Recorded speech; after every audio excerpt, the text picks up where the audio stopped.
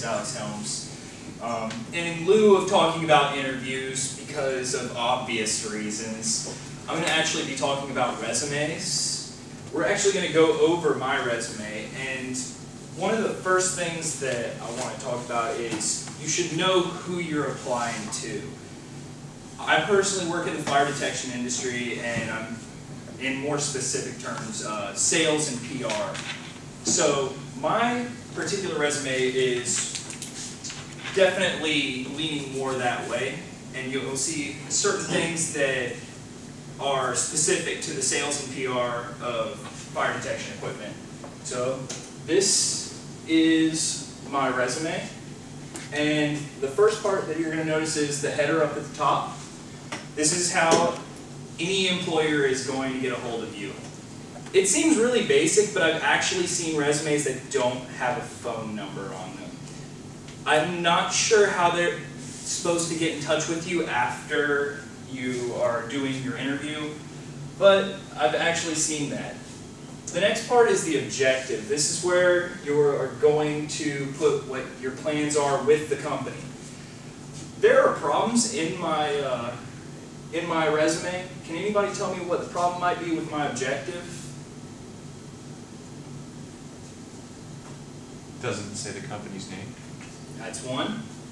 It doesn't say the company's name. It says, my objective for this company. It sounds very impersonal. It sounds like I give this resume to everyone. I didn't write this specifically for a particular company. Anything else? It's very basic. My objective for this company is to provide an outstanding service in the PR department. I will also be a valuable member of the sales support team, and we'll work hand in hand with any of the salespeople on staff. Basically, I just said, if I get the job, I'll do my job.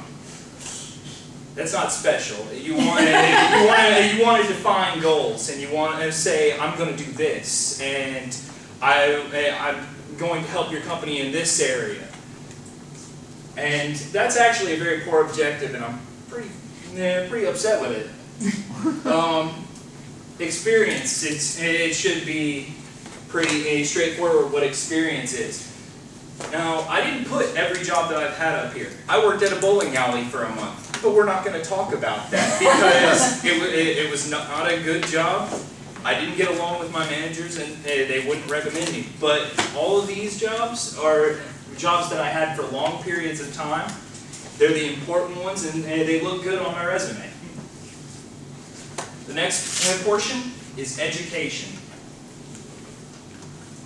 Now, technically, education should be above experience, but I'm not real sure why I did this. Education should be above experience because it's more broad. It's saying what you studied in college. Whereas if I say I was the director of PR and marketing at, say, fire detection, that's very specific. This is what I did.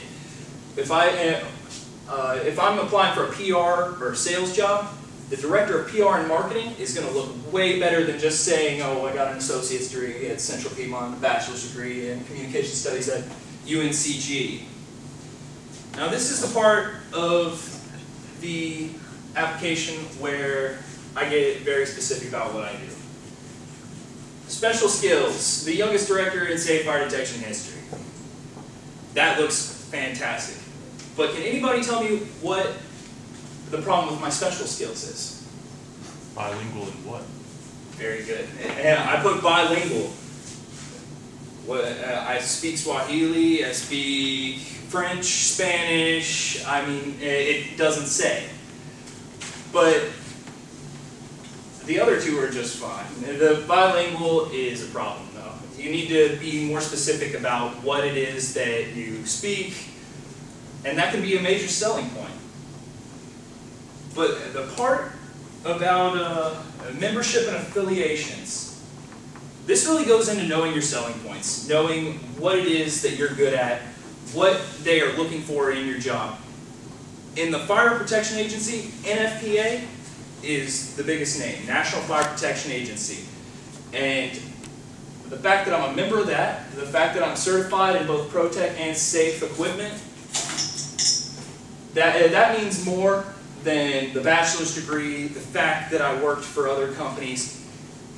They'll hire me off of these three things alone. So what's the problem with my membership affiliations? Unless, like, obviously this is specific for fire protection, so they would know what NFPA is. Mm-hmm. But in any other situation, you would probably want to spell out like what it is, because they could make up a name for that, and you don't want them to have to look up what that association is. In any other job category, I would agree with you. But since This is directly towards a fire protection agency. But if these are the most important things, why are they at the bottom below special skills? Why are they below the fact that I know Microsoft Office? Yeah, I know how to use Word. Oh, by the way, I can also fix everything. So it's important, in recap, it's important to know your selling points. It's important to know who you're applying for. And the order of the way that you put things into your resume, it really does matter.